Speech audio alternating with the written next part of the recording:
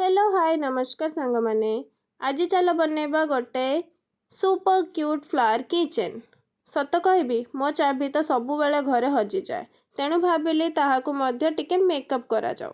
तो या पाई मु नेची गोटे पिंक कलर क्ले याकू भल से चकटी सारला परे याकू रोल करी दे मु एबे याकू काटी नेली छोट छोट पीसेस रे। एबे याकू छोट छोट गला करिबा देखंतु एते छोट गला करिबारे मते लागुची मु लड्डू बनाउची। नेक्स्ट स्टेप 2 एबे सही छोट गला को थोड़ा चेपी फ्लावर्स पेटल बनैबा 1 2 3 आउ जदि गणना भूली जिबे चिंता नहीं फ्लावर्स कहबा मते पेटल्स दरकार मैथमेटिक्स नुह। सो एबे एई पेटल्स को मिसई फ्लावर शेप बनैबा मझी रे मु एठी यूज करूची ग्रीन कलर रो क्ले। क्ले लगेबा आगर चलो ए फ्लावर्स पेटल ऊपर गोटे छोट गार बनै दबा ताकि एटा आउरी सुंदर लागिवो। तापरे ग्रीन कलर क्ले लगाई सारला परे फुलटा हेबो सुपर क्यूट। सत कहबी एई फ्लावर देखि लागुची एहा मो ठारू अधिक फोटोजेनिक।